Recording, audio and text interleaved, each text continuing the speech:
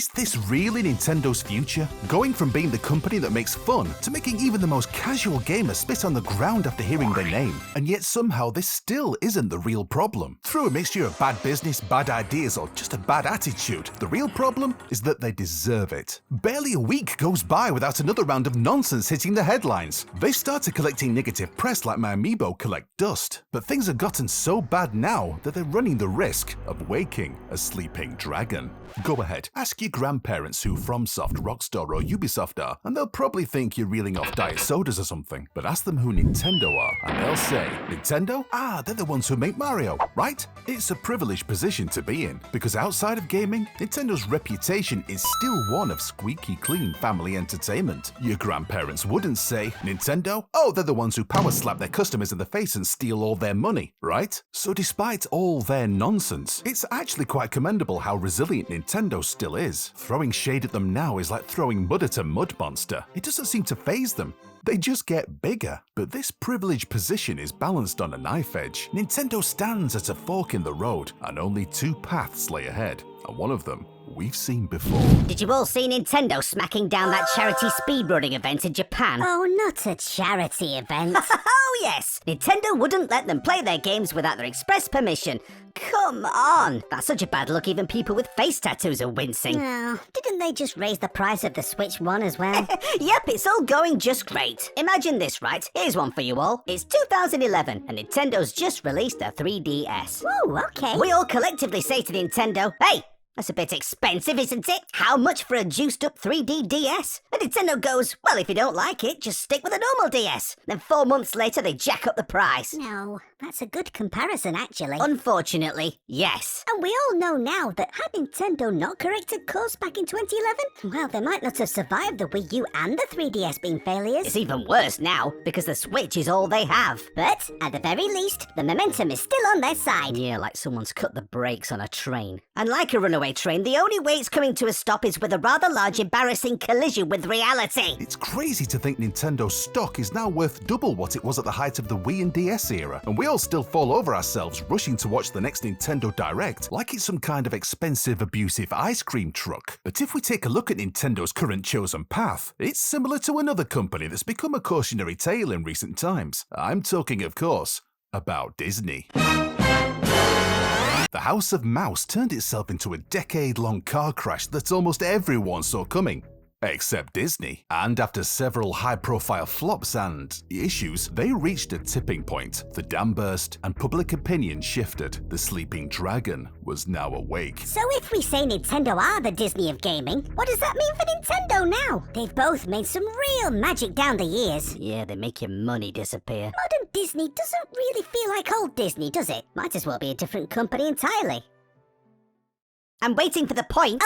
Disney, modern Disney, still has so much to prove, despite everything old Disney achieved. The same could be said for Nintendo. No, all Nintendo needs to prove is that they're not being controlled by some cackling goat's-headed demonic monstrosity. In a 2021 interview with Japanese newspaper The Nikkei, Nintendo president Shuntaro Furukawa suggested that the success of the Switch 1 is not something they take for granted, and that he understands how quickly the Switch brand could sink into obscurity if they went off the boil. This paints a picture that Nintendo is perfectly aware of how fickle their footing currently is. But this makes their behavior all the more peculiar. Nintendo's acting like a Koopa, with its head tucked in its shell, defensive, vulnerable, fun to smack around but hard to love, and unwittingly hurting everything it touches.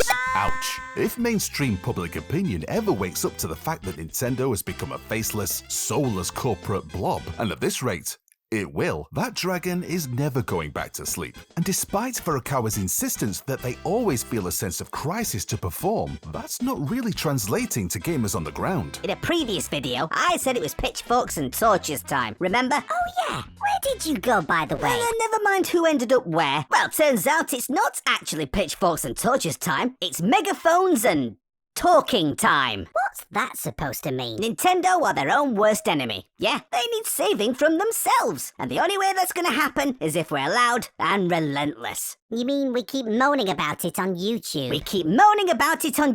No, we let them know exactly how we feel at any and all opportunities. Calmly, politely, and with a signature look of superiority throughout. Like screaming it's pitchforks and torches time. Okay, so I'd had a bit to drink. Look, the important thing is that the message needs to get through. And I don't mean just a couple of words being enthusiastically underlined on a whiteboard somewhere in Kyoto. I mean properly. Nintendo, stop being dicks, or we'll take our money elsewhere. Think things through, and when in doubt, shut the up. I don't think the problem is that they're not thinking things through. It's that we don't really know what they're thinking. Oh, I know what they're thinking. What are they thinking? Money, money, money, money, money, money, money, money, It's money, true. money. Sometimes it's hard to see what Nintendo's thinking when headlines like these hit the fan. It wasn't always like this. Back in the day when many gawked at new Nintendo products like gorillas gawked at new tires in their enclosure, the worst headlines for Nintendo were images of Wii remotes sticking out of TVs. And considering all the grey and white branding and blue ocean business we had to put up with, Nintendo managed to maintain a lot of good faith in the gaming communities. I mean, no one was happy when Nintendo dropped the trailer for Wii Music, but our response was just to roll our eyes and say, well, that's our Nintendo now. But now, it's like the opposite's true. Now we say, wow, that game looks great. But Nintendo, they can suck it. They can survive one, but not both. The moment this becomes, this game looks terrible and Nintendo can suck it, then they're in serious trouble. Do you remember Metroid Prime Federation Force? Remember, still not fixed that hole in the wall. I know, it was my head that made it. Yeah, should have got out the way then, shouldn't you? Anyway, it's almost unthinkable now that a game like that would ever be considered, let alone made. I might be wrong, but I think Nintendo only made 4 games last year. You know, in-house ones. If 1 or 2 of them went down like Wii Music or Federation Force, then...